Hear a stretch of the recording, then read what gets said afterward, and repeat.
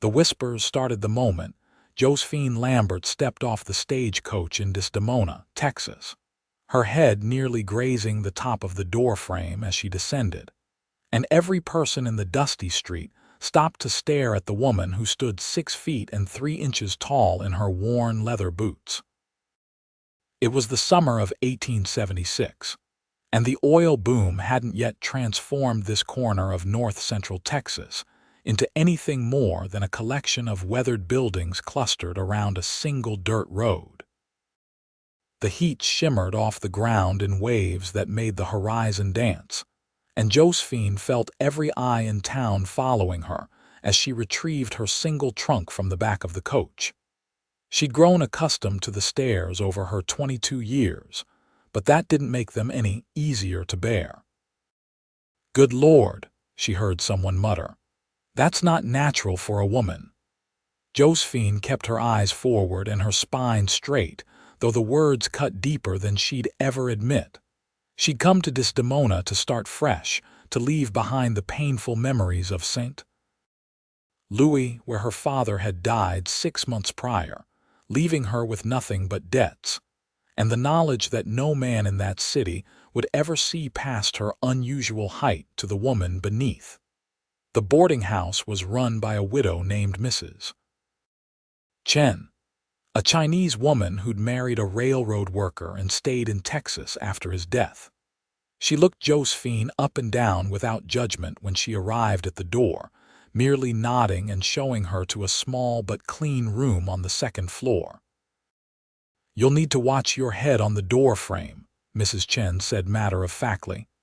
"Previous tenant was a short man. Never thought I'd need to warn someone about it." "I'm used to it," Josephine replied quietly. Mrs. Chen studied her for a long moment.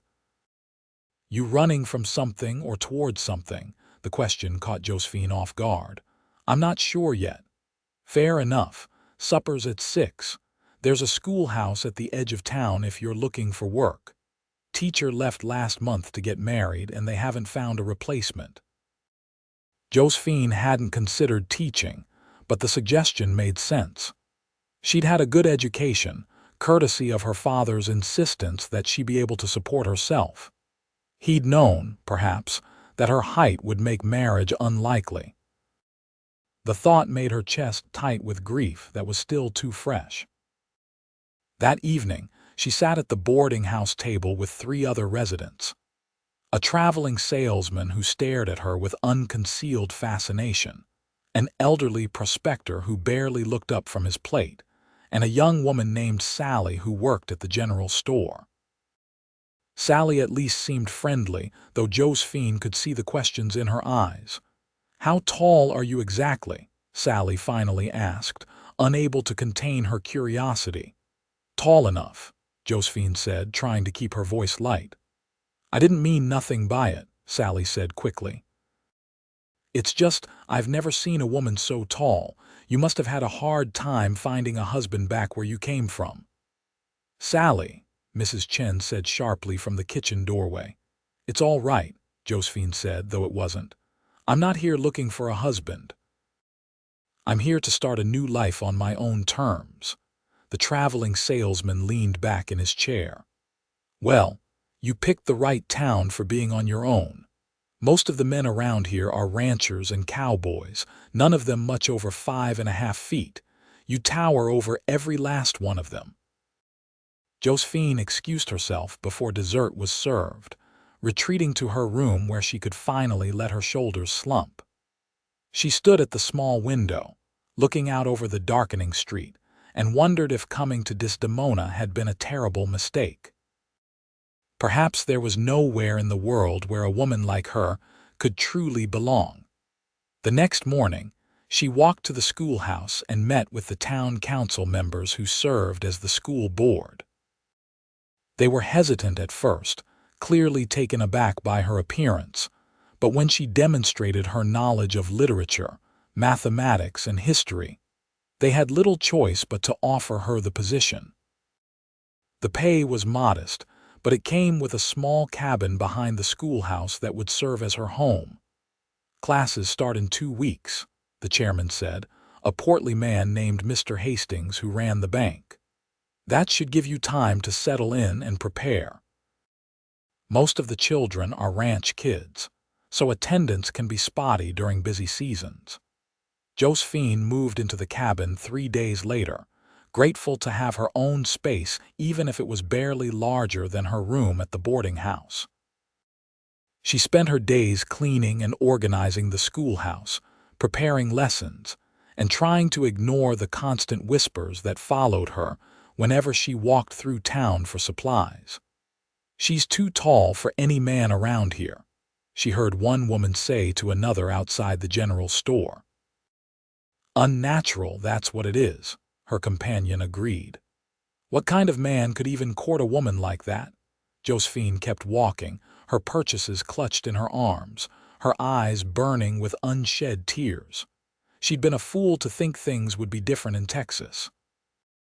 It was a week before school started when she first saw Wyatt Kincaid. She'd decided to explore beyond the town limits, following a path that led into the rougher country to the west. The land here was beautiful in its harsh way, all rocky hills and scrub brush and endless sky. She'd been walking for about an hour when she came upon a creek that still held water despite the summer heat. She knelt beside it, splashing the cool water on her face and neck when she heard the sound of hoofbeats. Josephine stood quickly, suddenly aware of how far she'd come from town and how isolated she was. Her father had taught her to be cautious, and a woman alone in the wilderness was vulnerable in ways she understood all too well. But when the rider came around the bend in the creek, she forgot to be afraid. She forgot to breathe entirely. He was enormous. Even mounted on a horse that had to be 17 hands high, he looked large, all broad shoulders and powerful arms visible beneath his rolled-up shirt sleeves. His hair was dark and hung past his collar, and his face was all strong angles softened by a neatly trimmed beard.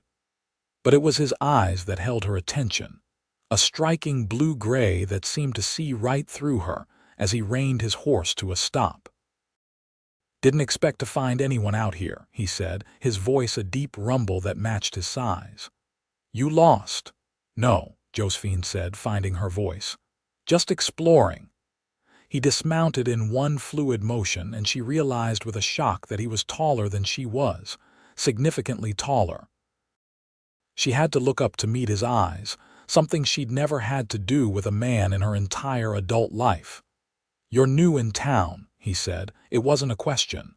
"The new school teacher." "Josephine Lambert," she said, extending her hand before she could think better of it. His hand engulfed hers, warm and calloused and gentle despite the obvious strength in it. "Wyatt Kincaid. I have a cabin about 3 miles from here. Been living in these hills for the better part of 8 years. A mountain man," she said without thinking. Something that might have been amusement flickered in his eyes. "Some call me that. I trap and hunt, sell furs and meat to the town. Keep to myself mostly." He hadn't let go of her hand, and she realized she hadn't pulled away. They stood there for a moment that stretched longer than it should have, and Josephine felt something shift in her chest, something she'd thought long dead. "I should get back," she said finally, reluctantly pulling her hand free. "It'll be dark soon." "Not for a few hours yet," Wyatt said. "But these hills can be tricky if you don't know them. I'll walk you back to town." "That's not necessary." "Maybe not, but I'm offering anyway." He gathered his horse's reins and fell into step beside her, leading the animal behind them. "How are you finding Desdemona?" Josephine considered lying, but something about this man made her want to be honest. "Lonely," she admitted. "The people here are kind enough, but they don't quite know what to make of me. Because of your height." It wasn't a question, but she answered anyway.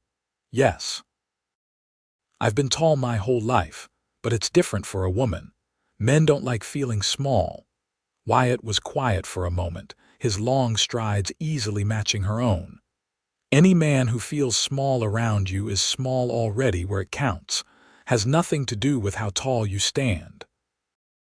The words were simple, but they hit Josephine with the force of a revelation. She looked up at him, this man who towered over her the way she towered over everyone else, and felt something crack open in her chest. "That's kind of you to say." "Not kind, just true." He glanced down at her, and she saw something warm in his expression. "You carry yourself like you're apologizing for taking up space. You shouldn't have to do that." They walked in companionable silence for a while, and Josephine found herself acutely aware of his presence beside her. He moved with a quiet confidence, his eyes constantly scanning their surroundings, and she realized he was watching out for potential dangers. The protective gesture made her feel cared for in a way she hadn't experienced since her father's death. When they reached the edge of town, Wyatt stopped. "I don't come into Desdemona much," he said. "People there tend to be nervous around me, think I'm too rough, too uncivilized." "Are you?" Josephine asked, surprising herself with the boldness of the question. A slow smile spread across his face, transforming his rugged features. "Probably. But I'm civilized enough to know a remarkable woman when I meet one." He mounted his horse before she could respond, tipping his hat to her before turning back toward the hills. Josephine stood watching until he disappeared from view, her heart pounding in a way that had nothing to do with the walk. School started on a Monday morning with 12 students ranging from 6 to 14 years old. They stared at Josephine with wide eyes when she stood at the front of the classroom, but children were more adaptable than adults. Within a few days, they'd accepted her height as simply part of who she was, and she found herself genuinely enjoying the work. But in the evenings, alone in her cabin, her thoughts kept returning to Wyatt Kincaid. She told herself she was being foolish. That one encounter with a stranger didn't mean anything, but she couldn't shake the memory of how it had felt to look up at him, to feel small and protected instead of awkward and oversized. 3 weeks passed before she saw him again. She was at the general store on a Saturday morning, purchasing supplies for the week, when she heard his voice behind her. "Miss Lambert." She turned, and there he was, somehow even larger than she remembered. He wore a clean shirt and had clearly made an effort to tame his hair, though it still brushed his shoulders. His arms were so heavily muscled that the fabric of his sleeves pulled tight across them, and she had to drag her eyes away from the sight. "Mr. Kincaid," she said, hoping her voice sounded steadier than she felt. "What brings you to town?" "Needed supplies," he said, then paused. "And I was hoping I might run into you." The admission made her pulse quicken. "Were you? I wanted to ask if you'd like to go riding sometime. I could show you more of the country around here. It's beautiful if you know where to look." Josephine was aware of the sudden silence in the store, of the other customers straining to hear their conversation. She should say no. Getting involved with a man like Wyatt Kincaid, a mountain man who lived on the fringes of society, would only confirm what everyone already thought about her, that she was too different to fit in anywhere. But when she looked up into his eyes and saw the genuine hope there, the careful vulnerability of a man who'd clearly worked up the courage to approach her, she found herself nodding. "I'd like that," she said. "But I should warn you, I'm not an experienced rider." "Then I'll teach you," he said simply. "Tomorrow afternoon, I can meet you at the edge of town." They made the arrangements, and Josephine finished her shopping in a daze, barely hearing the whispers that erupted as soon as Wyatt left the store. She didn't care. For the first time since arriving in Desdemona, she felt something other than loneliness and resignation. She felt alive. The next day dawned clear and hot, typical for Texas in early September. Josephine dressed in her most practical skirt and blouse, braided her long brown hair, and walked to the meeting spot with a mixture of excitement and nervousness churning in her stomach. Wyatt was already there with 2 horses, the large one she'd seen before and a smaller mare with gentle eyes. He'd cleaned up even more than the previous day, and she caught the scent of soap and leather as he helped her mount the mare. His hands on her waist were strong and steady, lifting her into the saddle with an ease that made her breath catch. When she was settled, he looked up at her with a smile that made her heart skip. "You look good up there," he said. "I feel terribly precarious," she admitted. "You'll get used to it. Just relax and let her do most of the work. She's well trained and gentle as a lamb." They rode slowly at first, Wyatt keeping his horse close to hers and offering quiet instruction. Josephine found that she enjoyed it once her initial nervousness faded, enjoyed the rhythm of the horse's movements, and the feeling of moving through the landscape rather than just walking through it. Wyatt led her away from town, into the hills where the terrain became rockier and more dramatic. They followed deer trails and dried creek beds, and he pointed out landmarks and told her about the animals that lived in these parts. His love for the land was evident in every word, and Josephine found herself fascinated not just by what he was saying but by the man himself. "Why do you live out here alone?" she asked when they stopped to water the horses at a spring. "You could have a ranch, live closer to town." Wyatt was quiet for a moment, his eyes on the distant horizon. "I came out here after the war," he said finally. "I was 18 when I enlisted, fought for 4 years, saw things no man should see, did things I'm not proud of. When it was over, I couldn't stand being around people anymore. The noise, the crowds, the constant talk, it all felt suffocating. So you became a mountain man." "I became a man who needed space to breathe," he corrected gently. "Out here I found peace, found a way to live with myself again." Josephine understood more than he probably realized. She'd spent her whole life feeling like she didn't fit, like she was always taking up too much space in a world that wanted her to be smaller. "Do you ever get lonely?" "Sometimes," he admitted. He looked at her then, and the intensity in his gaze made her feel warm despite the shade. "Less so lately." They sat together on the rocks beside the spring, and Wyatt pulled out a simple lunch he'd packed: bread, cheese, dried meat, and apples. They ate and talked, and Josephine found herself opening up to him in ways she never had with anyone else. She told him about her father, about growing up as the tallest girl in every room, about the loneliness that had become so constant she'd almost stopped noticing it. "The worst part," she said quietly, "is feeling like you're wrong somehow. Like your body is a mistake that you have to apologize for constantly." Wyatt's jaw tightened. "There's nothing wrong with you, Josephine. Nothing at all." The way he said her name with such certainty and warmth made her chest ache. "You're the first person who's ever made me feel that might be true." He reached over and took her hand, his thumb brushing across her knuckles. "Then everyone else you've known has been a fool." They sat like that for a long time, hands clasped, watching the play of light across the hills. When they finally rode back to town, the sun was beginning to set, painting the sky in shades of orange and pink that seemed almost impossibly beautiful. At the edge of Desdemona, Wyatt helped her down from the horse. His hands lingered on her waist, and she found herself not wanting him to let go. "Can I see you again?" he asked. "I'd like that very much. Next Sunday, I could pack a better lunch, take you to a place I know where you can see for miles." Josephine smiled. "It's a date." The word hung between them, acknowledgement of what was growing between them, and Wyatt's answering smile made her feel like she could float back to her cabin. Over the following weeks, they fell into a pattern.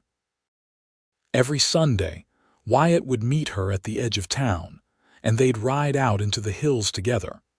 He taught her more about riding, about reading the land and the sky, about the plants and animals that called this harsh country home. But mostly, they talked. About everything and nothing, about their pasts and their dreams, about the way the world looked different depending on where you stood. Josephine found herself living for those Sundays, for the hours she could spend with a man who made her feel both protected and free. Wyatt was patient with her inexperience with horses, encouraging with her growing confidence, and increasingly difficult to leave at the end of each day. The people of Desdemona noticed, of course.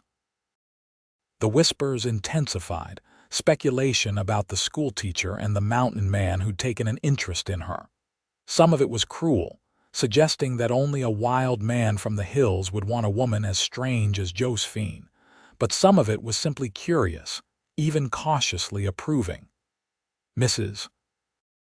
Chen, at least, seemed pleased. "He's a good man, that Wyatt Kincaid," she said one evening when Josephine stopped by the boarding house to visit Sally. "Known him since he first came to these parts. He's had a hard life, but he's got a good heart."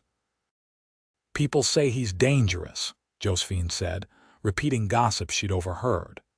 "People say a lot of things. Doesn't make them true. He's never hurt anyone who didn't hurt him first, and even then he's shown more restraint than most men would. He just wants to be left alone to live his life." Josephine understood that desire all too well. It was in October, when the brutal Texas heat finally began to ease and the evenings grew cool, that everything changed. Wyatt had taken her to a plateau that offered a stunning view of the surrounding country, and they'd stayed later than usual, watching the stars emerge in the darkening sky.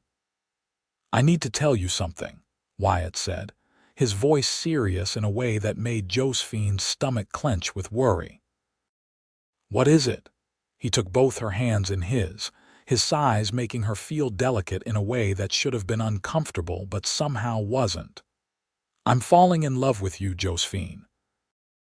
I've been falling since the first moment I saw you by that creek, looking like you belong to the wild places as much as I do." Her breath caught in her throat. "Wyatt, I know it's fast," he continued. "I know I'm not what most women want. I live in a cabin in the hills. I make my living hunting and trapping, and I'll probably never be fully comfortable in civilized society. But I can promise you this. I will never make you feel like you're too much or too different or too anything. With me, you can just be yourself exactly as you are." Tears were streaming down Josephine's face, and she realized they were happy tears, the kind she hadn't cried in years. "I'm falling in love with you too," she whispered. "I think I started the moment you told me I shouldn't apologize for taking up space." Wyatt reached up and cupped her face in his large, calloused hands, his thumbs gently wiping away her tears. "Can I kiss you, please?" He leaned down, she stretched up, and their lips met in a kiss that felt like coming home. It was gentle at first, tentative, but then Josephine made a small sound in the back of her throat and Wyatt deepened the kiss, pulling her closer against his massive chest. She'd never been kissed before, had never thought anyone would want to kiss her, but with Wyatt it felt natural and right and absolutely perfect. When they finally pulled apart, both breathing hard, Wyatt rested his forehead against hers. "I want to court you properly," he said. "I want everyone in that town to know you're mine and I'm yours." "They'll talk," Josephine warned. "Let them talk. I stopped caring what small-minded people think a long time ago. The question is whether you care." Josephine thought about it, about the whispers and the stares and the judgment she'd faced her entire life. Then she thought about how she felt in Wyatt's arms, seen and valued and cherished exactly as she was. "I don't care," she said firmly. "Not anymore." They sealed the declaration with another kiss, and by the time Wyatt rode her back to town that night, Josephine felt like a different woman than the one who'd stepped off that stagecoach 2 months earlier. She felt strong and beautiful and ready to face whatever came next. The news of their courtship spread through Desdemona like wildfire. Josephine weathered the whispers and the sideways looks with her head held high, bolstered by the knowledge that Wyatt would be waiting for her come Sunday. but she also found unexpected allies. Sally from the boarding house became a true friend, defending Josephine fiercely whenever anyone spoke ill of her. Mrs. Chen invited them both for dinner, treating Wyatt with a warmth that seemed to surprise him. Even some of the parents of her students began to soften toward her.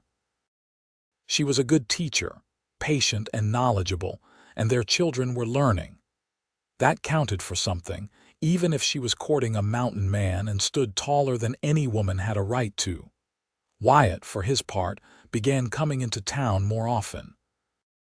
It clearly made him uncomfortable, all those people and their stares and their judgments, but he endured it for Josephine.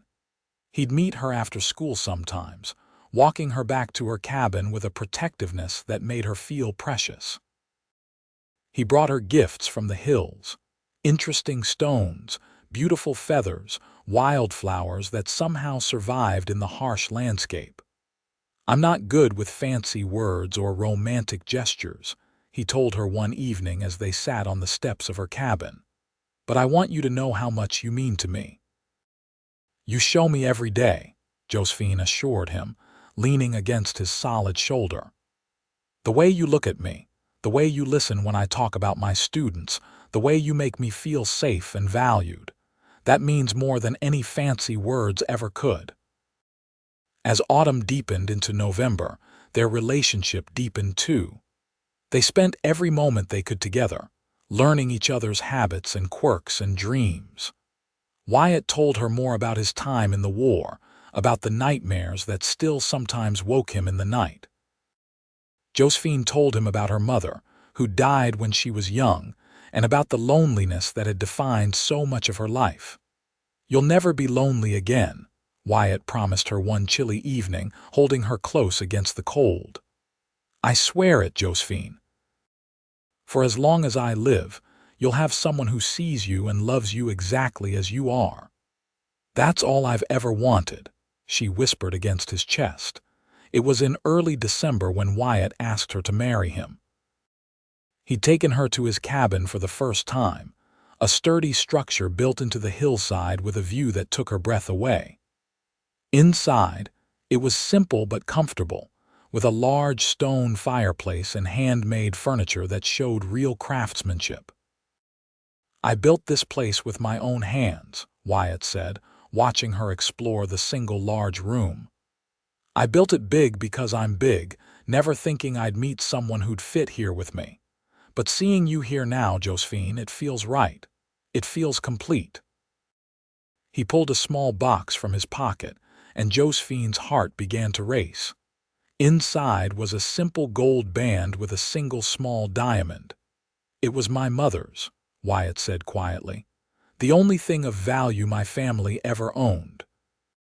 She gave it to me before she died and told me to give it to a woman who was worth it.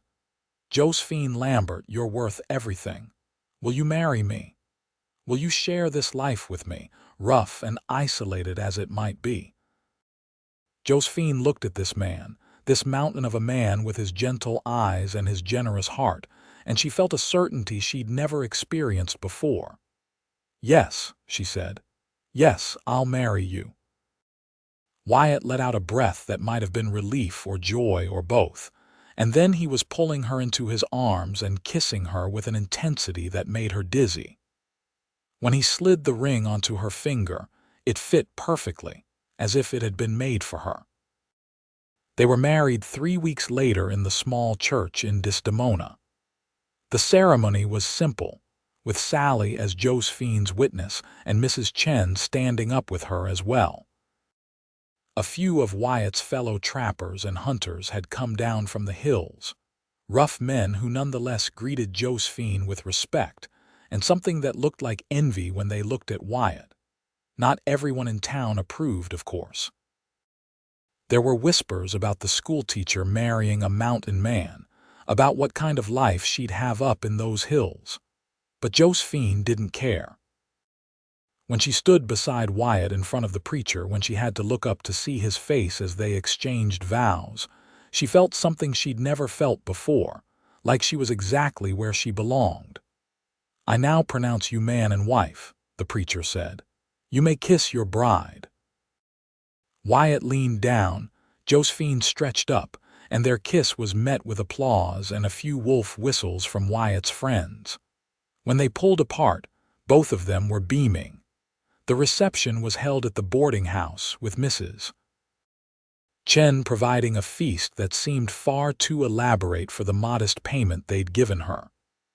As the evening wore on and the celebration continued, Josephine found herself standing outside for a moment of quiet, looking up at the stars. Sally joined her, linking their arms together. "Are you happy?" she asked. "Happier than I ever thought I could be," Josephine admitted. "I keep waiting for something to go wrong, for this to turn out to be a dream. It's not a dream. That man in there loves you something fierce. Anyone with eyes can see it." "I love him too," Josephine said softly. "So much it scares me sometimes." "That's how you know it's real," Sally said wisely. She squeezed Josephine's arm. "You deserve this happiness. Don't let anyone make you feel otherwise." Wyatt appeared in the doorway, backlit by the warm light from inside. "There you are," he said. "I was starting to think you'd changed your mind and run off." "Never," Josephine said, going to him. "I'm right where I want to be." They left the celebration soon after, riding together on Wyatt's big horse up into the hills toward his cabin. Their cabin now. Josephine held tight to her husband's waist, feeling the solid warmth of him, the strength in his body as he guided the horse through the darkness. Inside the cabin, Wyatt had prepared everything. A fire crackled in the fireplace, casting dancing shadows on the walls. He'd hung curtains on the windows and added a few feminine touches that made Josephine's heart swell with love for this man who was trying so hard to make her feel at home. "I know it's not fancy," Wyatt said, sounding uncertain for the first time that day. "If you want, we could add on, make it bigger." Josephine silenced him with a kiss. "It's perfect," she said against his lips. "You're perfect." Their wedding night was tender and passionate, two people discovering each other with wonder and care. Wyatt was gentle with her inexperience, patient and attentive, and Josephine felt cherished in a way she'd never imagined possible. Afterward, she lay in his arms in the large bed he'd built, her head on his chest, listening to the steady beat of his heart. "I never thought I'd have this," she whispered. "A husband who loves me, a home, a future that doesn't feel like settling for less." Wyatt's arms tightened around her. "You've given me something I never thought I'd have either. I'd made peace with being alone, convinced myself it was what I wanted. But then you came along and showed me what I'd been missing." They fell asleep like that, wrapped in each other's arms, and when Josephine woke the next morning to sunlight streaming through the windows and her husband's warm presence beside her, she felt a contentment so profound it brought tears to her eyes. The first months of their marriage were an adjustment, but a happy one. Josephine continued teaching at the schoolhouse, making the ride down from the cabin each morning and back each evening. It was a long commute, but she loved her students and wasn't ready to give up the work that had given her such purpose. Wyatt supported her decision completely, even building her a small shelter near the school where she could stable her horse during the day. In return, Josephine learned the rhythms of Wyatt's life in the mountains. She learned to help him prepare furs for sale, to preserve meat and forage for edible plants. She learned to read the weather and the animal signs, to move quietly through the forest and respect the wildness around them. Wyatt was an excellent teacher, patient and thorough, and he seemed to take pride in her growing competence. Their evenings together became the heart of their life. They'd cook dinner together in the cabin, then sit by the fire and talk or read. Wyatt had a surprising collection of books, and Josephine loved discovering this intellectual side of him. Sometimes they'd make love, learning each other's bodies with increasing confidence and pleasure. Sometimes they'd simply hold each other, finding comfort in physical closeness. "I never knew marriage could be like this," Josephine said one night in January, snow falling softly outside their windows. "So peaceful and happy." "That's because you married the right man," Wyatt said with a playfulness that still surprised her sometimes. "I didn't I?" She turned in his arms to kiss him. The very right man. Spring came to the Texas hills in a riot of wildflowers and new growth. Josephine finished the school year to genuine praise from the parents and the school board, who asked her to return the following year. She agreed, happy to continue the work, but also secretly relieved that she'd have the summer months to focus on her home and her marriage. It was in early May when she realized she was pregnant. She'd missed her monthly courses twice, and the nausea that plagued her mornings made the truth undeniable. She sat on their bed, one hand on her still flat stomach, feeling a mixture of joy and terror. When Wyatt came in from checking his trap lines that evening, she told him immediately. "I'm going to have a baby," she said, watching his face carefully. For a moment he simply stared at her. Then a smile spread across his features, transforming his rugged face into something almost boyish with delight. "A baby." He crossed to her in 2 long strides, pulling her up and into his arms. "Josephine, that's wonderful. That's the best news I could imagine." "You're not worried?" she asked. "About how we'll manage, about what kind of mother I'll be?" "Worried? Why would I be worried? You're going to be an amazing mother. And as for managing, we'll figure it out together the way we figure everything out." He placed a large, gentle hand on her stomach. "Our baby. I can hardly believe it." His joy was contagious, washing away Josephine's fears. They spent that evening making plans, talking about the future, imagining the life they'd create for their child. Wyatt insisted on doing all the heavy work around the cabin from that point forward, becoming even more protective than he'd been before. The pregnancy progressed smoothly, though the summer heat was brutal. Josephine spent her days preparing for the baby's arrival, sewing tiny clothes and blankets, while Wyatt built a beautiful cradle from smooth pine and added shelves to store baby things. Sally visited often from town, bringing supplies and gossip and companionship that Josephine treasured.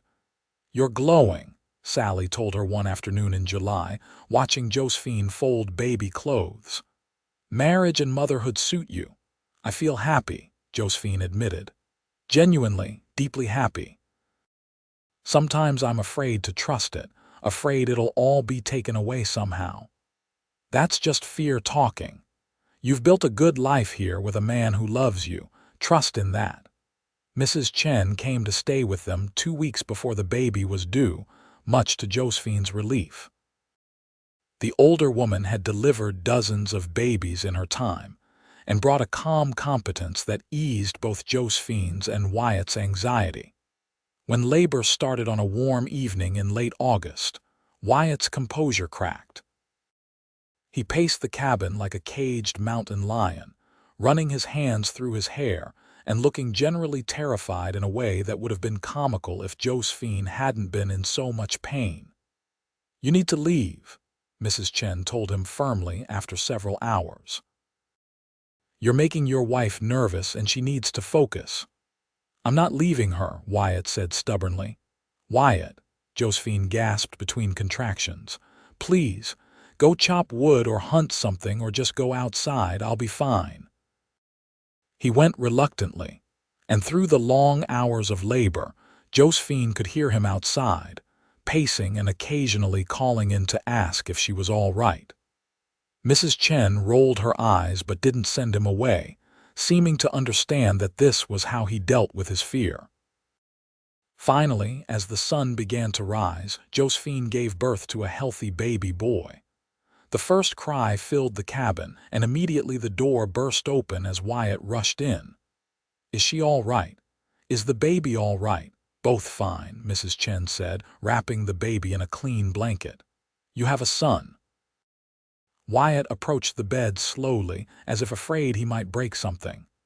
Josephine was exhausted but radiant, holding their son against her chest. "Come meet your boy," she said softly. Wyatt knelt beside the bed, and when Josephine placed the baby in his massive arms, tears streamed down his bearded face. The baby looked impossibly tiny against his father's broad chest, but Wyatt held him with such tender care that Josephine's heart felt like it might burst. "He's perfect," Wyatt whispered. "He's absolutely perfect." He looked at Josephine with such love and gratitude that she started crying too. Thank you for this gift." They named him William after Josephine's father. He was a long baby, which didn't surprise either of them given his parents' heights, with dark hair like his father and gray eyes that might turn blue. Wyatt was completely besotted, holding his son every chance he got and staring at him with an expression of wonder that never seemed to fade. "I never thought I'd have a family," he told Josephine one night as they watched William sleep in his cradle. "After the war, after everything I'd seen and done, I thought I was too broken for this kind of happiness." "You're not broken," Josephine said firmly. "You're one of the strongest, most whole people I've ever known." "I'm whole because of you," he corrected. "You and this little one. You've given me a reason to be better, to heal, to hope." As William grew from infant to baby, their cabin filled with laughter and life. Josephine returned to teaching when William was 6 months old, taking him with her to the schoolhouse where the older students helped watch him. It wasn't conventional, but then nothing about Josephine's life was conventional. The children adored the baby, and William seemed to thrive on the attention.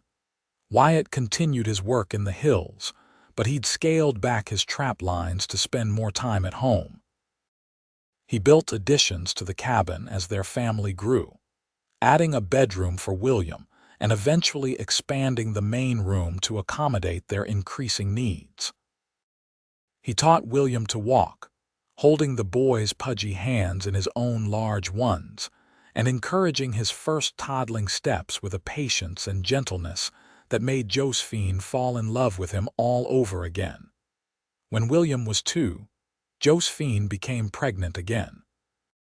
This time she was less anxious, confident in her ability to handle motherhood and secure in Wyatt's support.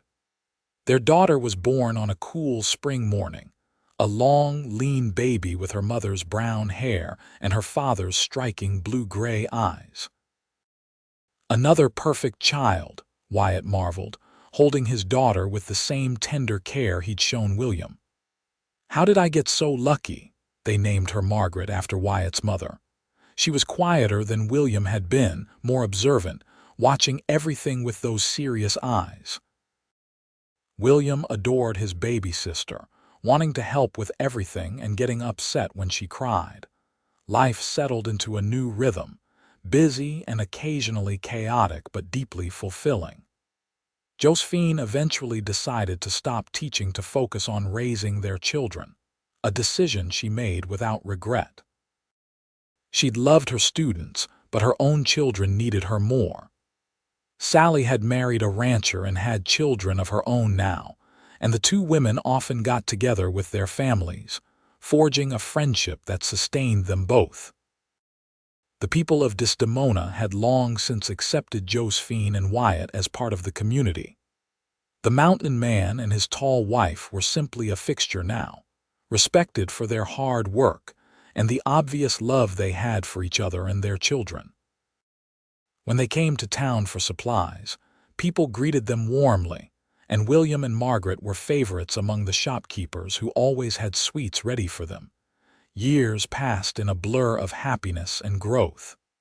William grew tall like his parents, already reaching 5 feet by the time he was 10. Margaret was more petite but still taller than average, with her father's quiet confidence and her mother's sharp mind. They had 2 more children in the following years, another boy named Thomas and a girl named Catherine, and their cabin expanded again to accommodate the growing family. Through it all, Josephine and Wyatt's love for each other only deepened. They still made time for each other, still went on rides into the hills when they could leave the children with Sally or Mrs. Chen. They still talked by the fire in the evenings, still made love with a passion that hadn't dimmed despite the years and the responsibilities of parenthood. "You ever regret it?" Wyatt asked her one evening when the children were asleep, and they had a rare moment alone. "Giving up teaching, living up here away from town, all of it." Josephine looked around their cabin at the cradles and toys and signs of the life they'd built together. She thought about the woman she'd been when she arrived in Desdemona, lonely and convinced she'd never fit anywhere. Then she looked at her husband, this man who'd seen her and loved her exactly as she was, who'd given her a family and a home and a happiness she'd never dared dream of. "Not for a single moment," she said. "This is everything I never knew I wanted." Wyatt pulled her close, and she rested her head on his chest, listening to the steady beat of his heart. Outside, the Texas wind whispered through the hills they'd made their own, and inside, their children slept peacefully, secure in the love that had created them. William grew into a fine young man, tall and strong like his father, with his mother's gentle nature. At 18, he began courting the daughter of a rancher from a neighboring county, a sensible girl who didn't seem at all put off by his considerable height. Josephine watched her eldest son with pride, seeing in him the confidence she'd never had at his age, the certainty that he belonged in the world exactly as he was. Margaret, at 16, was already helping teach the younger children in Desdemona, showing a natural aptitude for education that reminded Josephine of her own early days. She was thoughtful and kind, popular among her peers despite her height, which exceeded most of the boys her age. She'd clearly learned from her parents that being different wasn't something to apologize for. Thomas and Catherine, at 12 and 10 respectively, were still children, wild and free in the way that only kids raised in the mountains could be. They knew these hills as well as their father did, could track animals and read weather and handle themselves in the wilderness with a competence that made Wyatt proud. One evening in early fall, when Josephine was 45 and Wyatt was 48, they stood together on the ridge above their cabin, watching the sun set over the land they loved. Their children were grown or growing, healthy and happy and confident in who they were. Their home was filled with love and laughter. Their life together had exceeded every dream Josephine had dared to have. "You remember what they used to say about me?" Josephine asked quietly. "That I was too tall for any man around here." Wyatt wrapped his arm around her shoulders, pulling her close. "I remember, and I remember thinking they were fools who couldn't see what was right in front of them." "You stood taller," Josephine said, looking up at him with all the love she felt. "You stood taller and looked down at me with love, and you changed everything." "I looked down and saw the woman I'd been waiting for my whole life," Wyatt corrected. "The woman who was perfectly sized for me in every way that mattered." They stood together as the stars began to emerge. Two people who'd found each other against all odds, who'd built a life and a family in the wild Texas hills. Below them, their cabin glowed with warm light, filled with the children and grandchildren who would eventually come, a legacy of love that would endure for generations. Josephine had come to Desdemona believing she'd never belong anywhere, that her height made her too different for acceptance or love. But she'd found a mountain man who stood even taller, who'd seen her not as too much but as exactly right, and together they'd created a home where being different was celebrated rather than condemned. As they walked back down to their cabin hand in hand, Josephine reflected on the journey that had brought her here. The whispers and judgment she'd endured throughout her life had led her to this place, to this man, to this family. Every moment of loneliness and pain had been worth it for the happiness she'd found. Inside the cabin, William and his sweetheart were teaching Catherine a new card game while Thomas helped Margaret with her lesson plans for the schoolhouse. The scene was so perfectly domestic, so wonderfully normal that Josephine had to pause in the doorway to take it all in. "You all right?" Wyatt murmured, his hand on the small of her back.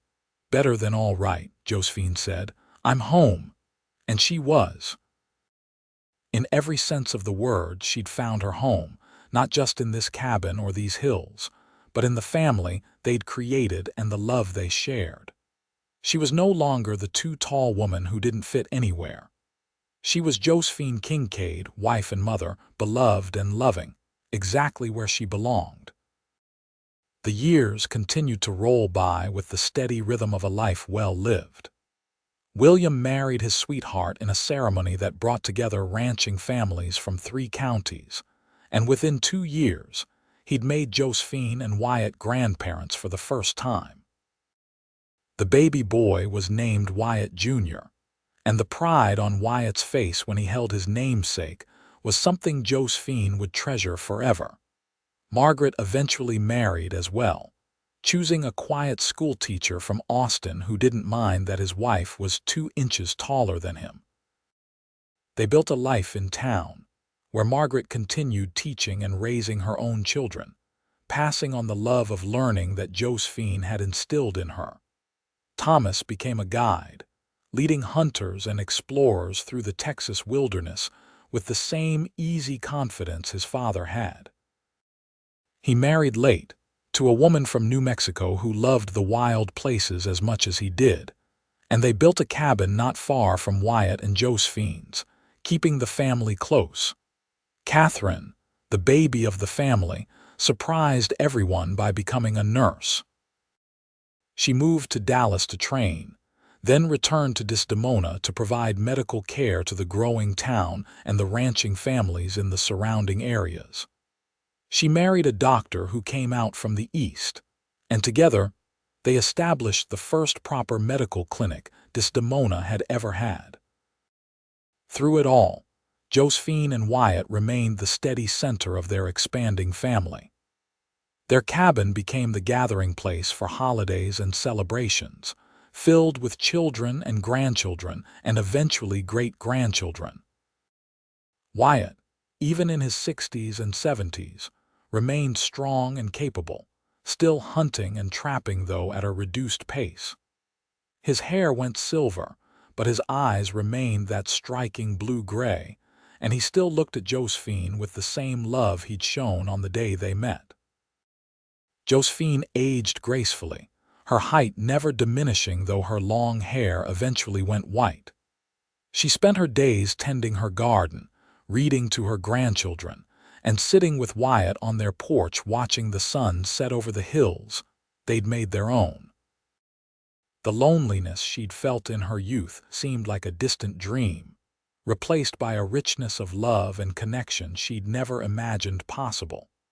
On their 30th wedding anniversary, their children threw them a celebration in Desdemona that seemed to involve half the county. There was food and music and dancing, and when Wyatt led Josephine onto the makeshift dance floor, the crowd parted to watch them. Even in their 50s, they moved together with a grace and synchronicity that came from 3 decades of partnership, and more than one person wiped away tears watching them. "Best decision I ever made," Wyatt said as they swayed to the music, "was approaching you that day by the creek. "Best decision I ever made was saying yes to everything you offered," Josephine replied. "The ride, the courtship, the marriage, the life, all of it. No regrets, not a single one." Wyatt smiled, that slow smile that still made her heart skip after all these years. "Only that I didn't find you sooner. But then, maybe we found each other exactly when we were supposed to." As they aged into their 60s and 70s, their pace of life naturally slowed. Wyatt's joints began to ache with the changing weather, a reminder of old war wounds and years of hard living in the mountains. Josephine developed a slight tremor in her hands that made sewing difficult, though she refused to stop trying. But they were together, and they were surrounded by love, and that made every challenge bearable. They spent their days in comfortable companionship, often sitting together on their porch and watching the wildlife, reminiscing about their life together. Their children and grandchildren visited often, and the cabin that had once held just 2 people now regularly overflowed with family. "Can you believe we created all this?" Josephine asked one afternoon, watching 3 of their grandchildren play in the yard while Catherine's twins napped on a blanket nearby. "All these people, all this love, it came from us." "It came from you," Wyatt said, taking her hand. "You were the one brave enough to see past what everyone else thought, brave enough to build a life with a mountain man who lived outside the bounds of regular society." "You made it easy to be brave," Josephine countered. "You loved me in a way that made me believe I was worth loving."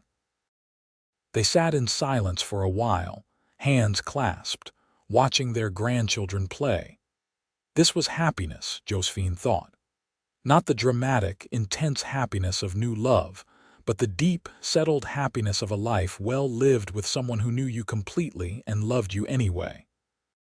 When Wyatt's health began to decline in his late 70s, the family rallied around them. Catherine used her medical knowledge to keep him comfortable, while their children ensured that neither Wyatt nor Josephine ever wanted for anything.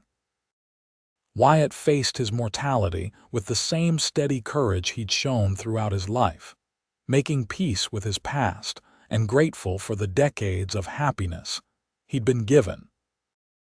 "I need you to promise me something," he told Josephine one evening as they lay in their bed, the same bed where they'd spent their wedding night and conceived their children, where they'd talked and laughed and made love for more than 40 years. "Anything," Josephine said, her voice thick with the tears she was trying to hold back. "Promise me you won't spend whatever years you have left grieving. Promise me you'll keep living, keep enjoying our family, keep finding joy in the small things. I need to know you'll be all right." "I don't know if I can be all right without you," Josephine admitted. "Yes, you can. You're the strongest person I've ever known, Josephine. You survived loneliness and judgment and isolation, and you built a beautiful life despite it all. You'll survive this too." Wyatt Kincaid died peacefully in his sleep on a cool October morning, surrounded by his wife and children. He was 78 years old, and he'd lived to see his family grow to include 4 children, 12 grandchildren, and 3 great-grandchildren. His funeral drew people from across 3 counties, a testament to the respect he'd earned and the lives he'd touched. Josephine grieved deeply, as anyone would after losing their partner of more than 4 decades. But she also remembered her promise. She continued to live in their cabin, surrounded by the memories they'd created there. Her children visited often, making sure she was never truly alone. She spent her days tending her garden, reading and playing with the great-grandchildren who were beginning to arrive with increasing frequency. On Sundays, she would ride up to the ridge where she and Wyatt had stood so many times together, looking out over the land they'd loved. She would talk to him there, telling him about the family, about the changes in Desdemona, about how much she missed him. But she would also tell him about the joys she still found, the grandchildren's accomplishments, the beauty of a sunset, the first wildflowers of spring. Josephine lived to be 83 years old, spending her final years surrounded by a family that loved and valued her. When she passed quietly in her sleep one spring morning, her children found her with a smile on her face, and they knew she'd gone to join the man who'd shown her that being different wasn't something to hide but something to celebrate. They buried her beside Wyatt on that ridge they'd loved, with a view that stretched for miles over the Texas hills. The headstone was simple. Josephine Lambert Kincaid, beloved wife, mother, and teacher. She stood tall and loved deeply. Their descendants continued to thrive in the years that followed. The cabin Wyatt had built with his own hands became a family landmark, carefully maintained by each generation. Their story became family legend, told to children and grandchildren as an example of the power of acceptance and love. The town of Desdemona grew and changed over the decades, eventually becoming part of Texas's oil boom and transforming from a small frontier town into something larger and more prosperous. But the memory of the too tall schoolteacher and the mountain man who'd loved her remained part of the town's history, a reminder that true love sees past surface differences to the heart beneath. William's grandchildren would sometimes visit the old cabin, walking the trails their great-grandfather had once walked, sitting on the porch where Josephine and Wyatt had spent so many evenings together. They would listen to the wind in the pines and imagine what it must have been like. That first meeting by the creek, when a lonely woman and a solitary man found in each other exactly what they'd been missing. The ridge where Josephine and Wyatt were buried became a family gathering place, a spot where weddings were held and anniversaries celebrated. On clear days, you could see for miles from that vantage point, across the rolling Texas hills that stretched toward the horizon. It was a view that spoke of freedom and possibility, of wild places tamed not by force but by love and respect. Years turned into decades, and decades into generations, but the core truth of Josephine and Wyatt's story remained constant. That love isn't about fitting into someone else's expectations or conforming to society's narrow definitions of what's acceptable. It's about finding someone who sees you as you truly are and chooses to stand beside you, not despite your differences but because of them. In Desdemona, where the story had begun, there was eventually erected a small plaque near the old schoolhouse where Josephine had taught. It commemorated her years of service to the community and noted that she'd been the town's first formally trained teacher. But the locals knew the real story, the one about the woman who'd been told she was too tall for any man around, and the mountain man who'd stood taller still and looked down at her with love. That story lived on, passed from generation to generation, a testament to the enduring power of acceptance and the transformative nature of unconditional love. It reminded people that everyone has their person somewhere in the world, someone who will see their perceived flaws as perfections, someone who will make them feel like they fit exactly as they are. Josephine had come to Texas believing she'd never belong, never find love, never be anything but too much for the world to handle. Instead, she'd found a man who made her feel just right, a family that celebrated her uniqueness, and a life that exceeded her wildest dreams. She'd learned that sometimes the love you need doesn't come from the most expected places or the most conventional sources.